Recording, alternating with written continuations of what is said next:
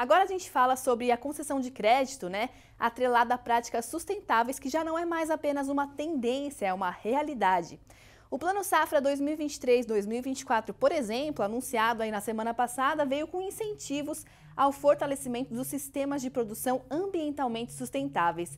E nessa mesma linha, o Banco Central do Brasil criou uma nova norma que considera aspectos ambientais, sociais e climáticos para a concessão de crédito rural. Quem fala comigo agora sobre esse assunto é Luciane Moessa, que é diretora executiva e técnica da CIS, Associação Soluções Inclusivas Sustentáveis. Tudo bem, Luciane? Tudo bem com você? Prazer estar com vocês. Prazer é todo nosso de te receber aqui no Planeta Campo, né? Eu queria que você falasse, então, quais que são os principais focos dessa nova norma do Banco Central, né? O que essa nova norma determina? Bom, essa norma ela fortalece bastante iniciativas que já existem na regulação do crédito rural desde 2008. 2008 para o bioma Amazônia, e agora essas exigências foram estendidas para todos os biomas brasileiros, proibindo efetivamente a concessão de crédito rural para atividades econômicas realizadas em imóveis rurais que descumpram alguns requisitos, né? Tem a ver com desmatamento ilegal, eventualmente sobreposição com terras indígenas, com florestas públicas não destinadas, em que, no caso, ocorre grilagem, o que é um fenômeno muito comum na Amazônia brasileira, infelizmente. Então, são várias novidades importantes no sentido de exigir que o crédito rural, que é um crédito em condições bastante favoráveis para o produtor rural, ele não esteja sendo concedido para imóveis em que existam ilegalidades de natureza ambiental ou social. Certo, e Luciane, isso significa na prática, né, que a partir de agora as instituições financeiras elas vão precisar consultar esse tipo de informação antes de conceder o crédito? Então, elas já precisavam com uma amplitude menor desde 2008, né? E as novidades dessa norma, por exemplo, uma das principais é que, em relação a áreas embargadas, a norma mais recente, de 2021, previa a consulta obrigatória apenas a áreas embargadas por desmatamento ilegal, essa é a principal razão do embargo, áreas embargadas pelo IBAMA. A nova norma fala claramente em áreas embargadas pelo IBAMA ou por órgãos ambientais estaduais, o que é uma diferença enorme, pois nessa matéria de implementar as normas ambientais no setor agrícola, os órgãos ambientais estaduais têm uma esfera de atuação em muitos estados muito maior, inclusive, do que a do IBAMA.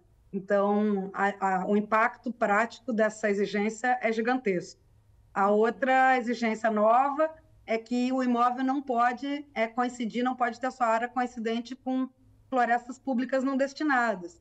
Florestas públicas não destinadas são, de fato, imóveis públicos grilados por produtores rurais, entre aspas, né, que não têm a propriedade, né, não tem nenhum título que legitime o seu uso daquele imóvel, seu uso econômico daquele imóvel, e que, aproveitando-se da má governança fundiária que existe em relação ao patrimônio federal ou estadual no Brasil, ingressa ilegalmente nessas áreas e muita gente conseguia ter acesso a crédito rural, porque essa checagem não era feita. Um fenômeno de grande dimensão no bioma Amazônia, no Brasil.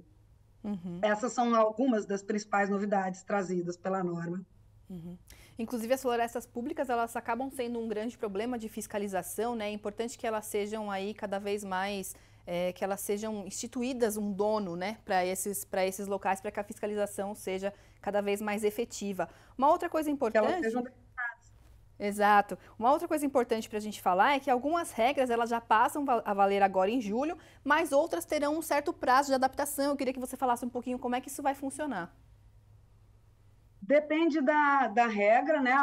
Essa, por exemplo, das áreas embargadas, ela vale mesmo somente a partir de janeiro de 2024.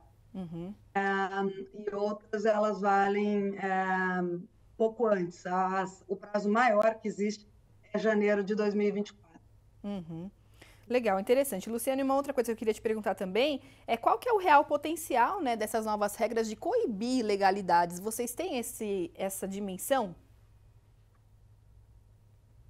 Olha, na verdade, essas exigências elas envolvem basicamente cumprimento legal. Então, o produtor rural que tem o seu imóvel nessas situações de ilegalidades, A norma não chega a cobrir todas as ilegalidades possíveis, né? Mas ela cobre um universo bastante relevante de ilegalidades ambientais e sociais. Também trata de sobreposição com terra indígena, que a norma de 2021 também já tratava. Então, o produtor rural que esteja nessa situação, ele deixa de ter acesso a crédito rural. Então, ele não tem mais como obter capital em condições favoráveis, como a legislação brasileira prevê, em taxas de juros bastante baixas comparadas a qualquer outro setor econômico, por ter o seu imóvel nessas situações. Uhum. Tá ótimo, Luciane. Muito obrigada pela sua participação aqui com a gente, esclarecendo um pouquinho quais os impactos, né, dessas novas normas aí do Banco Central. Muito obrigada mais uma vez. Um prazer, conte sempre com a gente. Obrigada, bom trabalho aí para vocês. Planeta Campo, patrocínio JBS. Alimentar a mudança é o nosso compromisso. UPL, apoio SLC Agrícola, produzindo com eficiência e sustentabilidade.